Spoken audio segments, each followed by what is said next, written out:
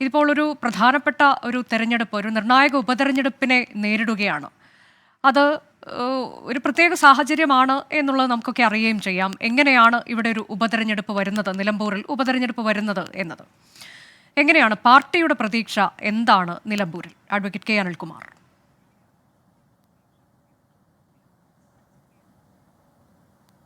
വളരെ കുറച്ച് മാസങ്ങൾ മാത്രമുള്ള ഒരു കാലാവധിക്കാണ് ഒരു ജനപ്രതിനിധിയെ തിരഞ്ഞെടുക്കാൻ നിലമ്പൂർ നിർബന്ധിക്കപ്പെടുന്നത്.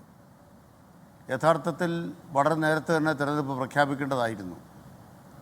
നേരത്തെ തന്നെ തിരഞ്ഞെടുപ്പ് ഉണ്ടാകുമെന്ന് കരുതി ഇടതുപക്ഷ ജനാധിപത്യ മുന്നണി ഏറ്റവും താഴെ തട്ട് വരെയുള്ള ഒരുക്കങ്ങൾ നേരത്തെ തന്നെ പൂർത്തിയാക്കുകയാണ് ചെയ്തത്. അതിനുശേഷം പാകിസ്ഥാനുമായി ബന്ധപ്പെട്ടുണ്ടായ പ്രശ്നങ്ങളും നമ്മുടെ രാജ്യത്തിൻ്റെ അതിർത്തിയിൽ ഭീകരവാദികൾ നടത്തിയ കടന്നാക്രമണവും എല്ലാം ചേർന്ന് ഒരു ദേശീയ രാഷ്ട്രീയത്തിൻ്റെ ഇന്നത്തെ സാഹചര്യവും ബി ജെ പിക്ക് നിലമ്പൂരിൽ നിന്നും ഒന്നും പ്രതീക്ഷിക്കാനില്ല എന്ന പ്രത്യേക സാഹചര്യം ഉണ്ടാക്കുന്നതുകൊണ്ട് ഒരു തെരഞ്ഞെടുപ്പെന്ന് പറയുന്നത് നീട്ടിവെക്കുകയോ നടക്കാതിരിക്കുകയോ ചെയ്യുന്നൊരു സാഹചര്യമാകും എന്ന ഇടയ്ക്കൊരു ശങ്ക സമൂഹത്തിലാകെ പ്രചരിക്കുകയുണ്ടായി. പക്ഷേ ഏറ്റവും അടിത്തട്ടിൽ ഇടതുപക്ഷ ജനാധിപത്യ മുന്നണി എന്താണോ ചെയ്യേണ്ടത് അത് ചെയ്തു കഴിഞ്ഞിരുന്നു. അതിൻ്റെ ഏറ്റവും പ്രധാനപ്പെട്ട തെളിവാണ് ഇടതുപക്ഷ ജനാധിപത്യ മുന്നണിയുടെ ഒരു MLA ഉണ്ടായിരുന്നൊരു സ്ഥലത്ത് അദ്ദേഹം മുന്നണി വിട്ട് പൊക്കഴിഞ്ഞിട്ട് ഒരു കൊച്ചുകുട്ടി പോലും അദ്ദേഹത്തോടൊപ്പം ആ നാട്ടിലില്ല. നിങ്ങൾ പലരും ആ പഴയ MLAക്ക് എന്തൊക്കെയോ ഒരു സ്ഥാനം കൊടുത്തുകൊണ്ട് ചാനലുകളിലൊക്കെ അവതരിപ്പിക്കുകയും കാർഡിറക്കുകയൊക്കെ ചെയ്യുന്നുണ്ടെങ്കിലും നിലമ്പൂരിനെ സംബന്ധിച്ച് കാക്കാശിന് വിലയില്ലാത്ത ഒരാളാണ്. അനാഥനായിട്ടുള്ള ഒരു രാഷ്ട്രീയ സന്ദേശവുമായിട്ട് വരുന്ന ആളാണ്. അവിടെ മുഖ്യമന്ത്രി പിണറായി വിജയനെ ആക്ഷേപിക്കാൻ അദ്ദേഹത്തിൻ്റെ വ്യക്തിപരമായ താല്പര്യങ്ങൾ നടക്കാത്തതുകൊണ്ടുള്ള പക പിണറായി വിജയനെതിരെ ചൊരിയാൻ മാത്രമാണ് അദ്ദേഹം ഈ തെരഞ്ഞെടുപ്പ് കാലം ഉപയോഗിക്കുക എന്ന് വ്യക്തമാക്കിയിട്ടുണ്ട്.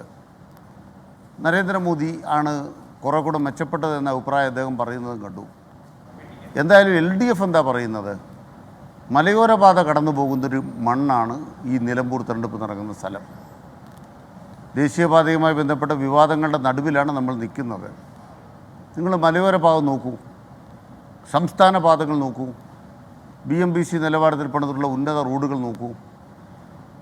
അവിടുത്തെ മുൻ MLA പറയുന്നത് ഇപ്പോഴത്തെ രണ്ടാം പിണറായി സർക്കാർ വന്നേ പിന്നെ നിലമ്പൂരിനൊന്നും കിട്ടിയില്ല എന്നാണ്.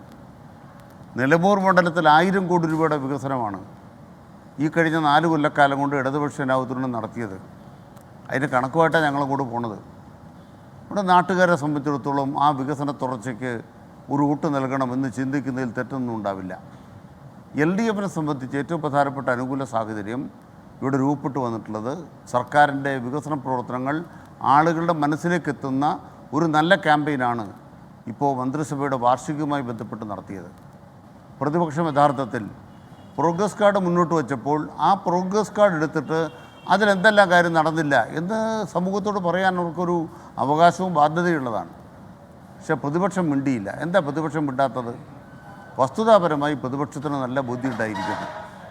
വസ്തുതാപരമായി അവർ ബോധ്യപ്പെടുന്ന സാഹചര്യം വന്നിരിക്കുന്നു. കേരളത്തിലെ LDFൻ്റെ വികസന ഭരണ മികവുകൾ മികച്ചതാണ്. മതനിരപേക്ഷ കേരളത്തിൻ്റെ വികാസ വഴികളിൽ ഇടതുപക്ഷത്തിനാണ് ഇവിടെ എന്തെങ്കിലും ചെയ്യാനുള്ളത്. ഈ 2 കാര്യങ്ങളും വ്യക്തത വന്ന സാഹചര്യത്തിൽ നിലമ്പൂരിനെ സംബന്ധിച്ചിടത്തോളം അഭിമാന പുരസ്സരം അടുത്ത തുടർ ഭരണത്തിന് ഒരു ഡെപ്പോസിറ്റ് നിലയ്ക്കാണ് ഞങ്ങൾ ഈ വിജയത്തെ കാണുന്നത്. ആ നിലയിലാണ് നിലമ്പൂരിലെ ജനങ്ങളോട് ഞങ്ങൾ വോട്ട് അഭ്യർത്ഥിക്കുന്നത്.